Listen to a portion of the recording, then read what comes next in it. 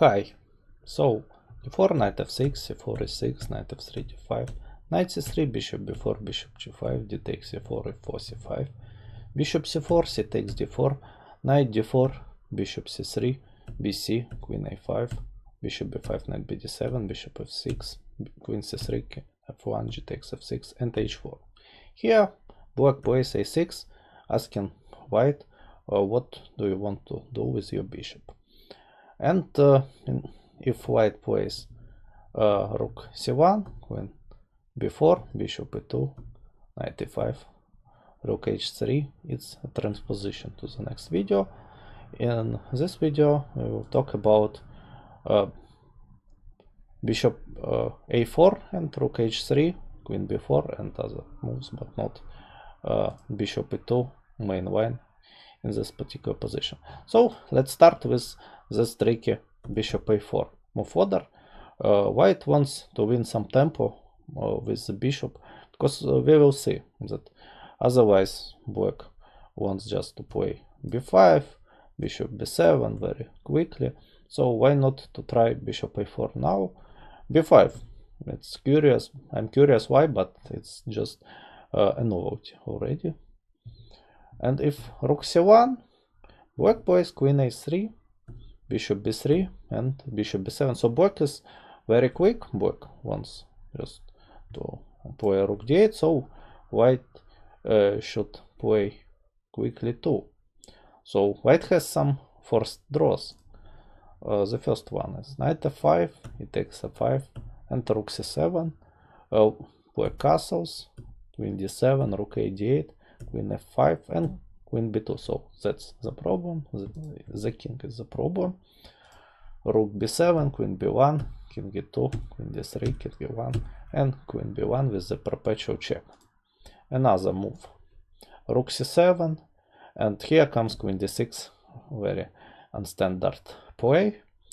Rook b7, knight c5, and b7 rook falls. Knight e6, queen d1, bishop d1, knight b7, but the 8 rook falls too. Knight c7, king e7, knight a8, rook a8 with an equal endgame. So, but the sexiest move is knight takes e6, f takes e6, and rook c7. So the only move for black is queen e7, protecting e6 pawn.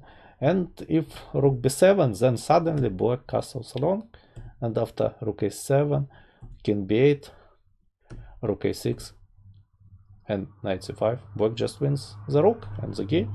So white should play e5 first, f takes e5, and now rook b7, castles, and here white has this queen f3, but it's just a draw. After queen c5, bishop e6, queen c1, king e2, and queen c2, it's another perpetual check.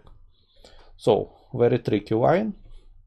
If bishop b3, no time for bishop b7, just knight e5.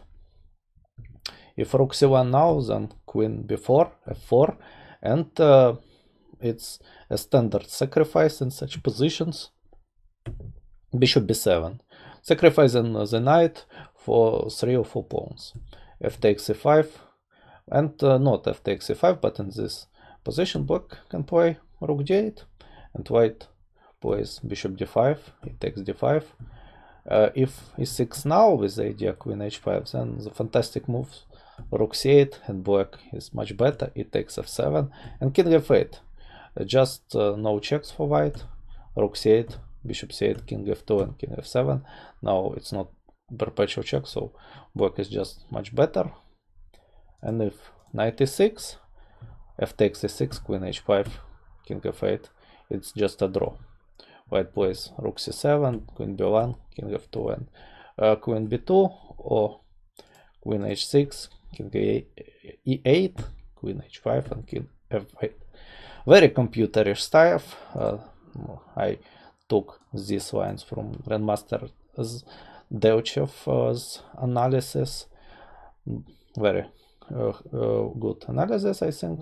So another try is rook h3, but it's scary for white after queen b4. The best move is f4, knight c4, rook d3 and bishop d7, but I think that black is already selected better. Rook c1, queen d6, that's normal idea, rook hc3, and bishop b7, if f4, then rook d8, so rook c7, bishop e4, rook c8, and just king e7, and after this exchange, black is much better.